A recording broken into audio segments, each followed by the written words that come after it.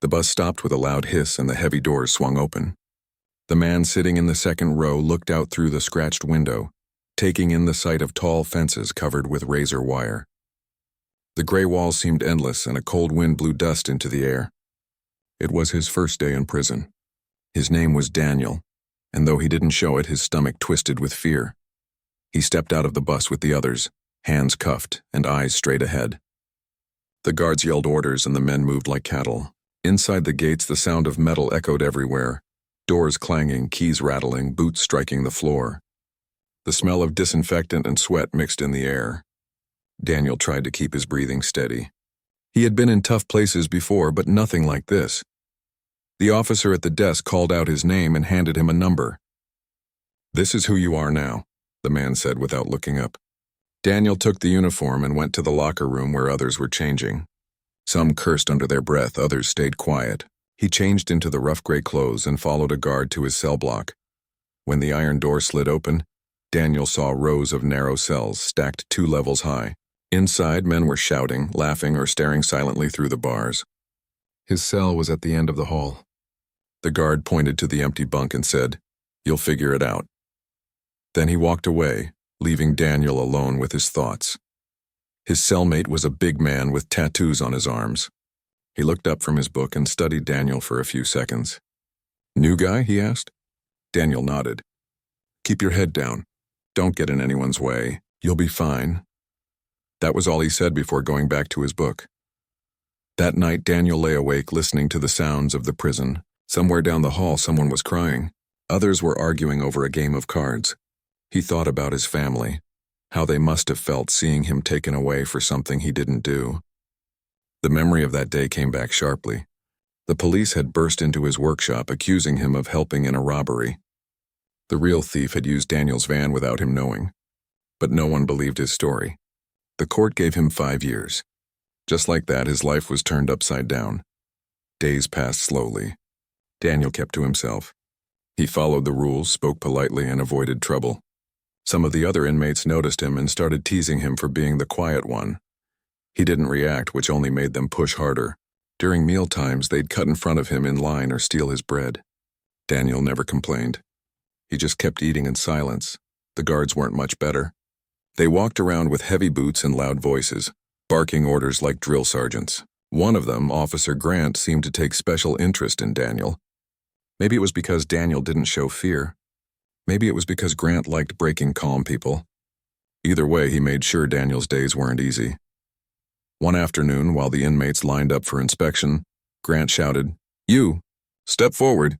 Daniel froze for a moment before realizing Grant was pointing at him. "You think you're better than everyone? Why are you standing like that?" "Head up when I talk to you." Daniel obeyed, lifting his chin slightly. Grant stepped closer, his face inches away. "You don't talk much, do you?" Daniel said quietly, "I just do my work, sir." That simple sentence made the officer's jaw tighten. "We'll see how long that lasts," he said before walking away. Later that day, Daniel was assigned to clean the workshop. It was filled with broken machines and heavy tools. Most men avoided the job because it was dirty and lonely. Daniel didn't mind. He liked fixing things. It reminded him of home. He worked silently, organizing tools and wiping down tables. For a few hours, he forgot where he was. But peace never lasted long in that place. The same group of inmates who mocked him before showed up, led by a tall man with a scar on his neck. They stood near the door, watching him work. "You think you're too good to talk to people?" the tall one said. Daniel didn't answer. "Hey, I'm talking to you," the man said louder, stepping closer. Daniel looked up, his hand still holding a wrench. "I don't want any trouble," he said calmly. The tall man laughed. "Everyone says that here." The next few days were tense. Wherever Daniel went, he could feel eyes on him. In the dining hall, he sat alone. In the yard, he walked by himself. He wasn't trying to be brave. He just didn't know who to trust. At night, his cellmate warned him quietly, "Those guys don't like being ignored. You should talk to someone before it gets worse." Daniel nodded but stayed silent. He had learned long ago that talking too much could get a man in trouble. One morning, Officer Grant stopped him again during work duty. "Hey, mechanic," he called out, using the word like an insult. "You missed a spot." He pointed to a clean area on the floor and smirked. Daniel understood the game but didn't react. He knelt and wiped the already clean spot. The guard chuckled. Good boy. Some of the other inmates laughed. Daniel kept wiping, his face calm but his mind burning. He told himself not to lose control. Not here. That night, he sat on his bunk staring at the ceiling. His cellmate glanced at him. You can't let them push you forever, he said softly. Daniel replied, if I fight, they win. If I stay quiet, maybe they'll stop. The other man shook his head. It doesn't work like that here. The next day, during lunch, the tall man and his group cornered Daniel near the serving line. You owe us respect, the man said, blocking his path. You walk around here like you're better than us. Daniel stayed still, holding his tray. I'm just trying to do my time, he said quietly. One of them knocked the tray from his hands. Food splattered on the floor. The cafeteria went silent for a second, then erupted in laughter. Daniel stood there, fists clenched but still. The tall man leaned close and whispered, Keep looking down. That's your place. Then they walked away. The humiliation stung more than any hit could, but Daniel didn't react. He picked up the tray, cleaned the mess, and sat back down. Inside, though, something began to shift. He realized that no matter how quiet he stayed, they wouldn't leave him alone. His calmness wasn't keeping the peace. It was feeding their power. The following week, he was sent to fix a broken sewing machine in the laundry area. The same group walked in again. You still fixing toys? One of them said. The tall man grabbed a wrench from the table and swung it lightly in his hand. You should learn some manners. Daniel slowly stood up, keeping his distance. I told you I don't want trouble, he said. The man smiled. But trouble wants you. They pushed him against the wall, shouting things he barely heard. One of them shoved him hard and he fell to the floor. The guards didn't see, it was in a blind corner. When they finally left, Daniel sat up, bruised and breathing heavily. He didn't cry or yell. He just sat there, staring at the wrench on the ground. For a long time, he didn't move. That night, his cellmate noticed the bruises. You okay? He asked. Daniel nodded slowly. I'm fine. But he wasn't. He lay awake until morning, thinking about his life, his father's words, and the kind of man he wanted to be. His father used to say, respect isn't given by shouting the loudest, it's earned by standing when others bow. For the first time since entering that place, Daniel understood what that really meant.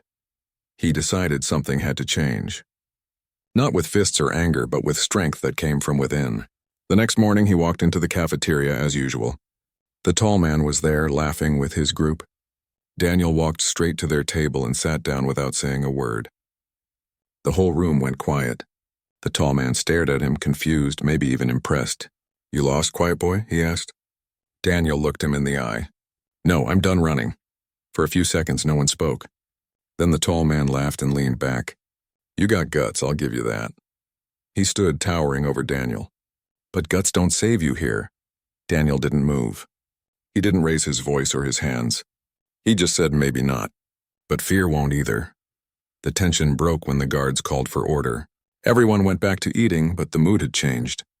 People whispered, glancing at Daniel. He finished his meal quietly and left. He didn't smile or look back, but deep down he knew something had shifted. Not just in him, but in the way others saw him. That night, as he lay in his bunk, the noise from the hallway seemed softer. His cellmate looked at him and said, Whatever you did today, it worked. People are talking. Daniel didn't answer. He just closed his eyes and thought about tomorrow.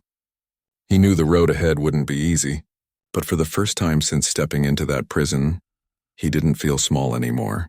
He felt steady. He felt ready, and somewhere deep inside those cold walls, the first small crack of respect had begun to form. The next morning started like every other day, with the loud clang of doors and the echo of guards shouting for roll call. But something in the air felt different. Daniel could feel it the moment he stepped out of his cell. Men who used to laugh at him now watched him quietly. Some nodded slightly as if to say they'd seen what happened in the cafeteria the day before. It wasn't much, but in a place like this, a nod could mean a lot. Daniel didn't think of himself as brave. He just didn't want to live in fear anymore.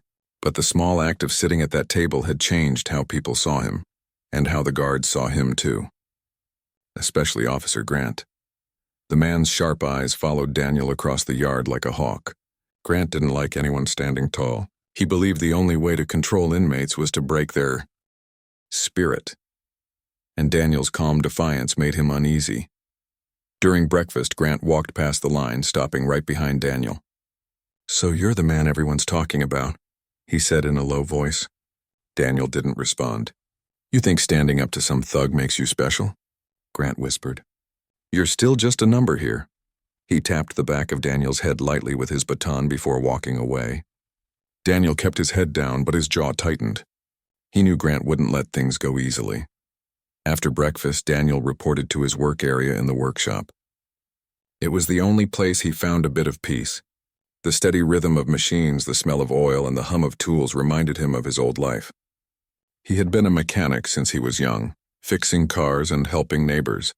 Now he used those same hands to repair broken fans and sewing machines for the prison. It wasn't freedom, but it was something. Around midday, as he was fixing a machine, another inmate named Luis walked over. Luis was quiet like Daniel, but had been inside longer. "You handled yourself well yesterday," he said softly. Daniel looked up, surprised. "I didn't do much," he replied. "Sometimes doing nothing is the strongest thing," Luis said with a small smile. People noticed. Even Rick. Daniel frowned. "Who's Rick?" "The tall guy," Luis said. "The one with the scar. He runs half this block." "You embarrassed him in front of everyone," Daniel sighed. "That wasn't my goal." Luis nodded. "Doesn't matter. In here, that's how things work." That night, Daniel's cellmate warned him again. "You gotta be careful. Rick doesn't forget things like that." Daniel sat on his bunk, staring at the floor. "I didn't mean to challenge anyone," he said. His cellmate replied, "In this place, you don't have to mean it. Respect and pride are the only currency people understand." The next few days passed quietly, almost too quietly. Rick and his group stayed away from Daniel, which made him uneasy. He could feel something coming. Even Officer Grant seemed unusually patient, which was never a good sign. Then one afternoon, while Daniel was cleaning the hallway, Grant called him over. "Daniel, come here," he said in a firm voice. Daniel walked up, broom in hand. "You missed a spot," Grant said, pointing to a clean section of the floor. Daniel looked down, then back up. "It looks clean, sir," Grant smirked. "Then clean it again." He folded his arms, watching. Daniel bent down and started scrubbing. The officer leaned closer. "You think you can play the quiet hero? You'll learn soon enough that silence doesn't save you here." Daniel said nothing. Grant wanted a reaction, but he refused to give him that satisfaction. When Daniel returned to his cell that evening, there was a folded note under his blanket. It was written in messy handwriting. "Laundry room tomorrow noon." No signature. He knew who it was from. He stared at it for a while, debating what to do. Part of him wanted to ignore it, but deep down he knew hiding wouldn't stop what was coming. He folded the note and tucked it under his pillow. The next day came slowly. Every minute felt heavier than the last. When noon arrived, Daniel walked toward the laundry area. It was quiet except for the hum of machines. Rick was there with two of his men. They stopped folding clothes and turned to face him. Rick gave a crooked smile. "You finally showed up. I didn't think you would." Daniel stood straight, hands at his sides. "I'm not looking for a fight," he said. Rick laughed. "Neither am I just want to clear something up. You see, this place works on respect. You embarrassed me in front of everyone, and now they think I've gone soft. That's bad for business." Daniel met his eyes calmly. "Then stop caring what they think," he said. Rick's smile faded. "That's not how things work here." One of the men stepped forward, but Rick raised his hand to stop him. "No, I'll handle this," he said. The two men backed away slightly. Rick stepped closer to Daniel until they were face to face. "You can end this easy," he said. "Apologize in front of everyone. Show them you know your place." Daniel shook his head slowly. "I can't do that." Rick stared at him for a long moment. "Then you're going to regret it." The tension hung heavy in the air. Daniel didn't move. He wasn't looking for trouble, but he also couldn't give up his dignity. After a few seconds that felt like minutes, Rick's fist shot forward, catching Daniel in the stomach. He stumbled back but didn't fall. The second hit came harder, but Daniel stayed on his feet. He didn't swing back. He just looked at Rick, breathing heavily. "You done?" he asked quietly. That question stopped Rick cold. The two other men shifted uneasily. No one had ever spoken to him like that. Before anything else could happen, a guard's whistle blew in the distance. The men quickly stepped away. Rick pointed at Daniel. "This isn't over," he said before leaving with his crew. Daniel leaned against the wall trying to catch his breath. His ribs hurt, but his heart felt strangely calm. For the first time, he realized strength wasn't always about fighting. It was about standing your ground without losing yourself. That night, word spread fast. Some said Daniel stood toe-to-toe with Rick and didn't back down. Others said he took the hits and didn't flinch. Either way, the story made its way through the cell blocks. Even the guards were talking. When Daniel walked through the yard the next morning, people looked at him differently. Not with pity, but with respect. Officer Grant, however, wasn't pleased. He cornered Daniel later that day near the tool shed. "You think you're some kind of leader now?" he said. Daniel stayed quiet. "Let me make something clear," Grant continued, stepping closer. "I run this place, not you. You keep making people look at you like you're something special. And I'll make sure you spend your time here wishing you hadn't." He pushed Daniel lightly on the shoulder and walked away. Daniel stood there, feeling the weight of it all. He knew Grant could make his life miserable. But he also knew something had shifted inside the walls, something that even fear couldn't undo. Over the next week, Daniel noticed small changes. Inmates who used to mock him now greeted him respectfully. When fights broke out, people called for him to calm things down. Even Rick kept his distance. The tension that once surrounded Daniel had turned into quiet recognition. Still, he didn't let it go to his head. He kept working, kept fixing things, kept to his routine. One afternoon, while repairing a fan in the workshop, Luis came over again. "You're making history here, man," he said with a grin. Daniel smiled faintly. "I'm just trying to survive." Luis shook his head. "No, you're teaching people something. You're showing them that respect doesn't come from fear." Daniel looked at the spinning fan blades. "Maybe," he said softly. "But not everyone wants to learn." That evening, during dinner, something unexpected happened. Rick walked over to Daniel's table. The entire room went quiet. Everyone waited for a fight, but instead Rick just stood there. "You got heart," he said quietly. "I can respect that." Then he walked away. Daniel didn't say a word. He just nodded slightly. It wasn't friendship, but it was peace. And in prison, peace was rare. That night, as Daniel lay in bed, he thought about how strange life was. A few months ago, he had been an ordinary man fixing cars in a small shop. Now he was in a place where survival depended on courage and calm. He didn't ask for this role, but somehow he had become someone others looked up to. The next morning, Officer Grant called Daniel into his office. "You've been getting a lot of attention," Grant said, flipping through a file. "Too much attention." He looked up sharply. "I don't like that." Daniel stood silently. "You're not a hero. You're a convict. Don't forget that." Grant slammed the file shut. "Now get out." Daniel turned and left without a word. Outside, Luis was waiting. "Everything okay?" he asked. Daniel gave a small shrug. "He just reminded me where I am." Luis smiled. Maybe he's the one who needs reminding. That night, Daniel sat on his bunk writing a letter to his mother. He told her he was okay, that he was keeping his head high. He didn't mention the fights or the threats. He just said he was learning patience. Before sealing the letter, he paused and wrote one last line. "Sometimes, even in the darkest place, you can still find light if you carry it inside you." As he lay down, he could hear the sounds of the prison again, the doors clanging, the distant murmurs, the restless coughs, but they didn't feel as heavy anymore. Something inside him had changed, and maybe, just maybe, something inside the prison had started to change too. The days in prison all looked the same. Gray walls, loud footsteps, and the same heavy air that made it hard to breathe. But lately, Daniel could sense a quiet shift. The men around him had changed the way they looked at him. It wasn't fear or pity anymore. It was something close to respect. For the first time since he came here, people actually listened when he spoke. He didn't ask for that kind of attention, and he wasn't sure he wanted it. In a place like this, standing out could be dangerous. But even he couldn't deny that the air in the cell blocks had become calmer. Small fights that once broke out daily now happened less. People waited their turn in the meal line. It wasn't peace exactly, but it was something new, and it had started after his standoff with Rick. Rick hadn't bothered Daniel since that day. In fact, he barely said a word to him. The other inmates noticed that too. If the toughest man in the prison could nod respectfully at Daniel, then maybe there was something about this quiet mechanic worth respecting. Still, Daniel didn't let it change how he lived.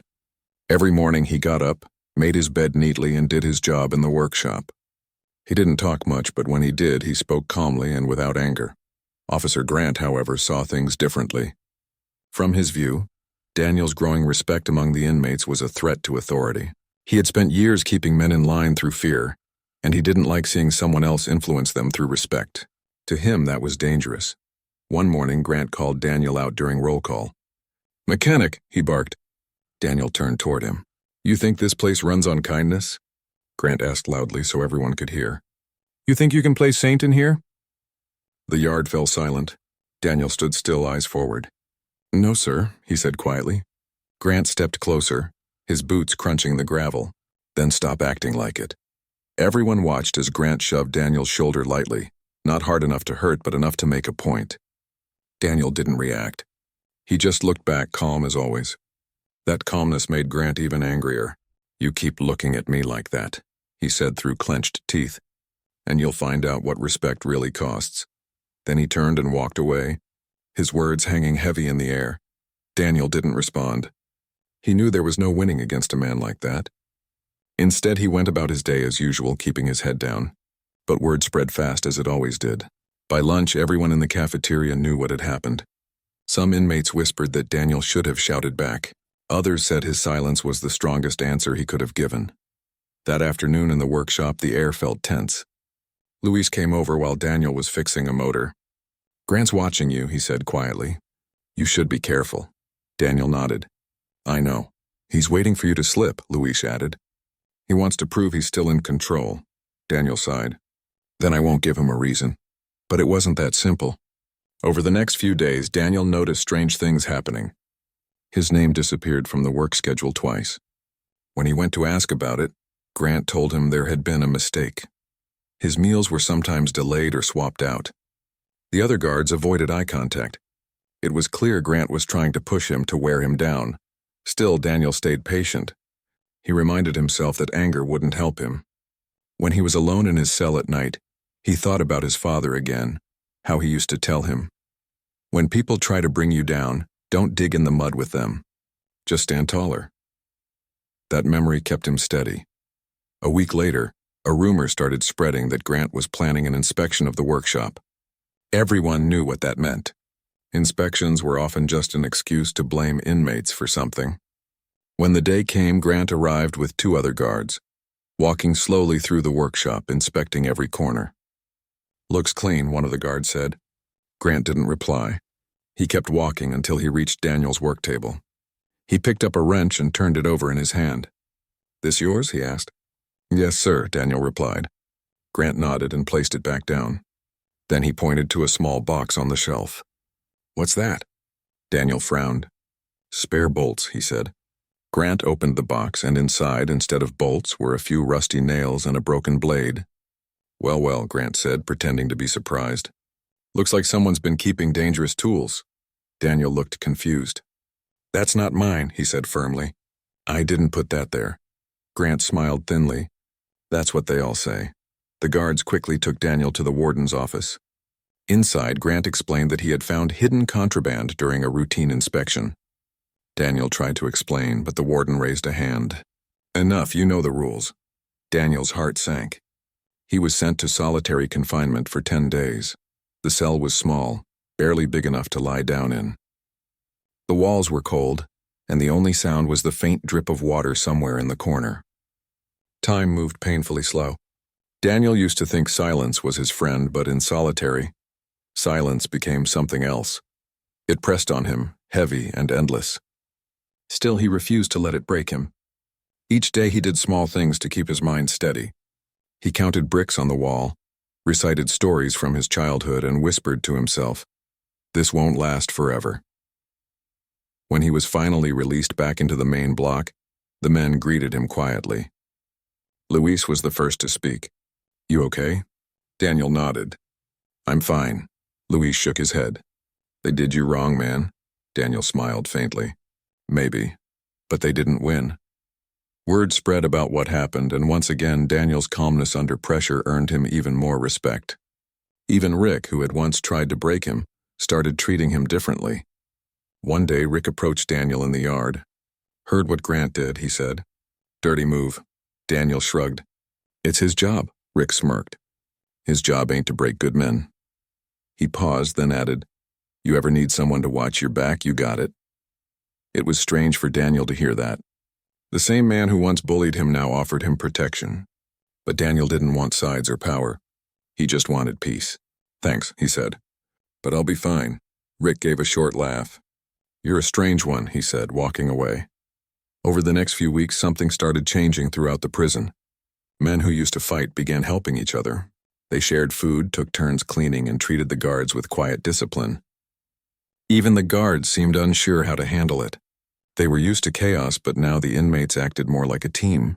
And it all started with one man who refused to lose his calm. The warden began to notice the change too. During one morning briefing, he asked his staff why the fights had dropped. "Ever since that mechanic came in," one of the guards said, "things have been different." Grant didn't like hearing that. He clenched his jaw but said nothing. One afternoon, Grant saw Daniel sitting alone in the yard, repairing a small radio another inmate had broken. He walked over slowly, hands behind his back. "You've got a lot of people fooled," he said quietly. Daniel didn't look up. "I'm not trying to fool anyone," he said. "I'm just trying to live with respect." Grant leaned closer. "Respect?" he said bitterly. "Respect doesn't exist here. Only control." Daniel finally looked up, meeting his eyes. "Maybe that's why no one respects you," he said softly. Grant froze. For a second, he didn't know what to say. Then he turned sharply and walked away. Later that week, the warden called Daniel into his office. Daniel expected more punishment, but instead the warden spoke calmly. "You've been working in the workshop for a while now," he said.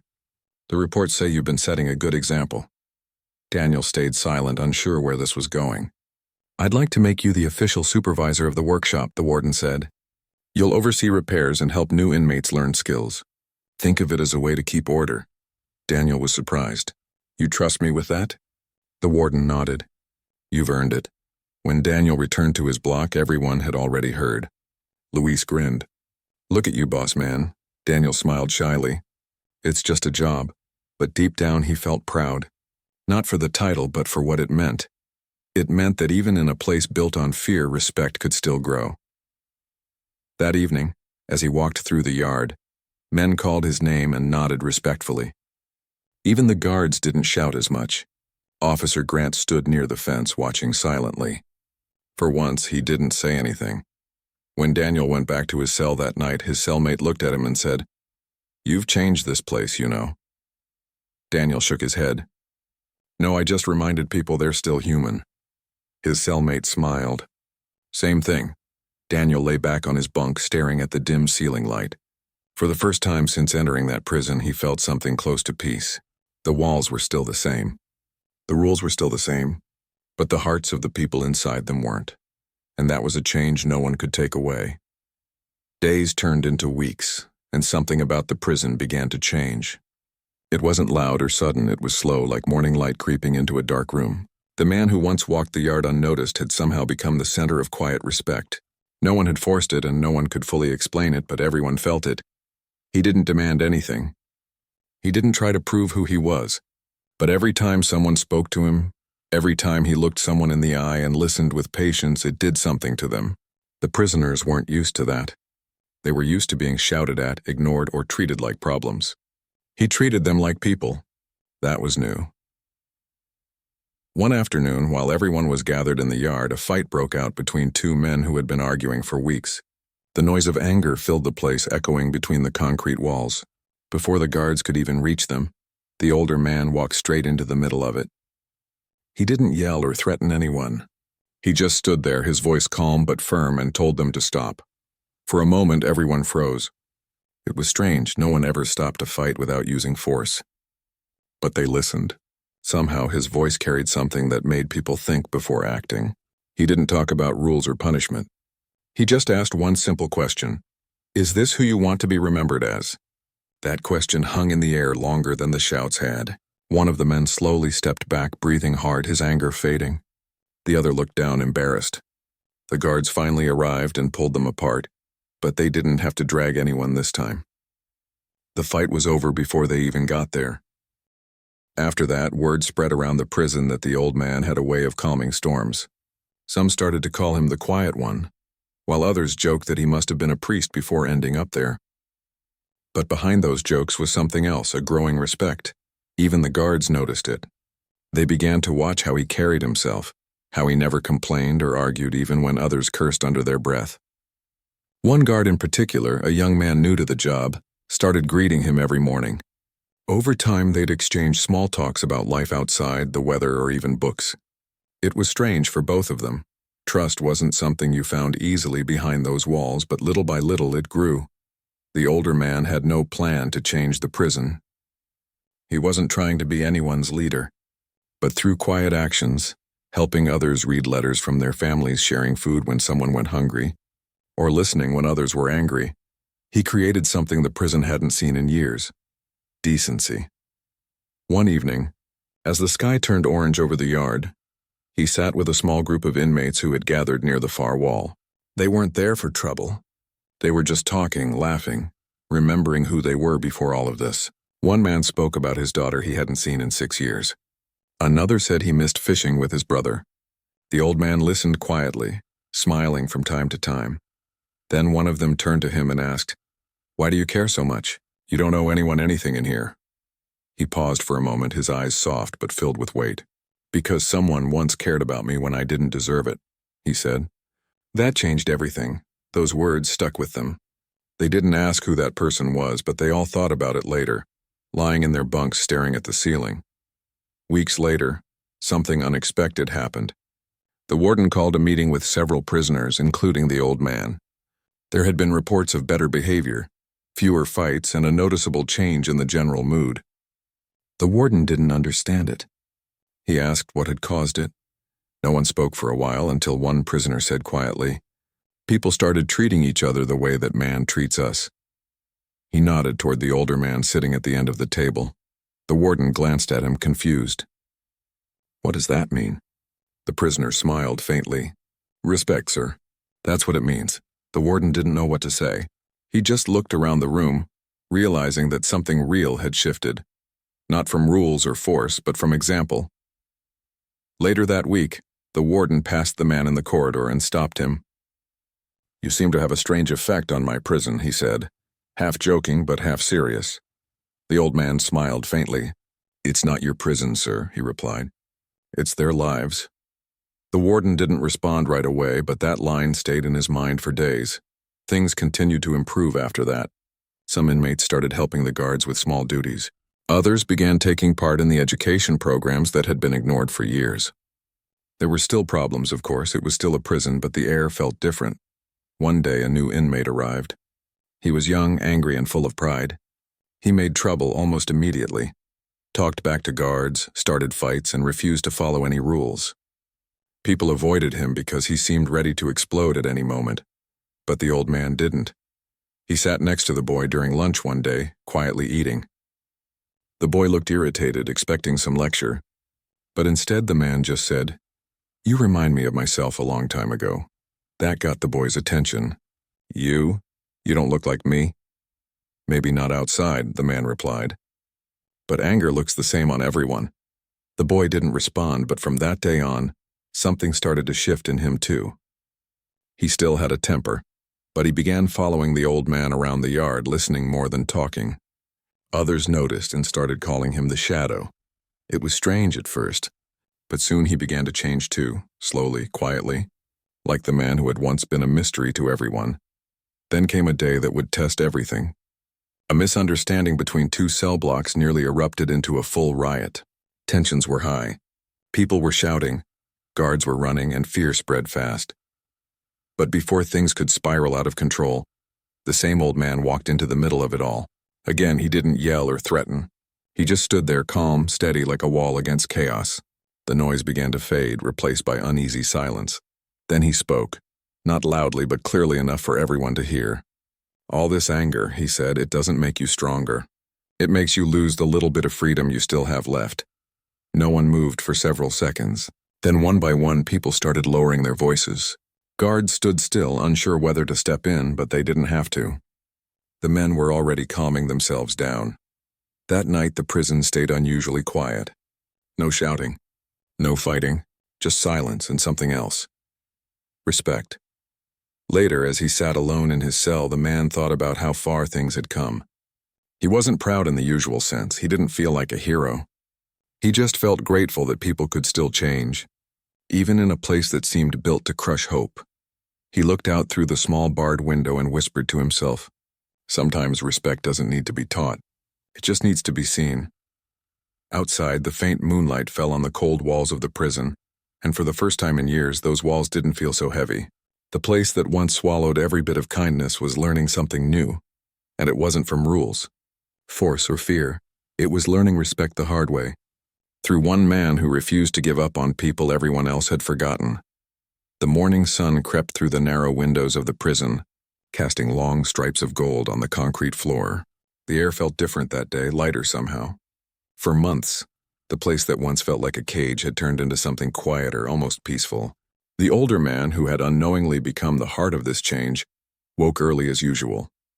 He made his bed neatly, washed his face, and stood by the window, breathing in the faint scent of rain.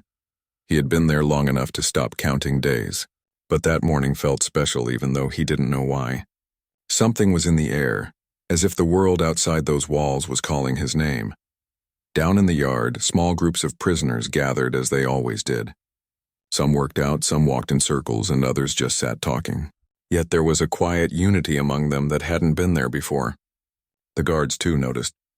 They stood with less tension, spoke with softer tones, and even shared a few nods with the men they once only watched with suspicion. It wasn't perfect, but it was progress, and it all began with one man's example. That morning, the young inmate who had once been full of anger approached the old man with a folded paper in his hand. "They said I could send one letter out this week," he said, almost shyly. "I don't know what to say to my mom.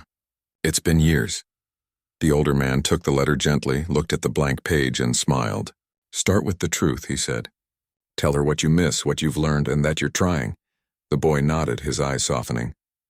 "Do you think she'll forgive me?" "Maybe," the man replied.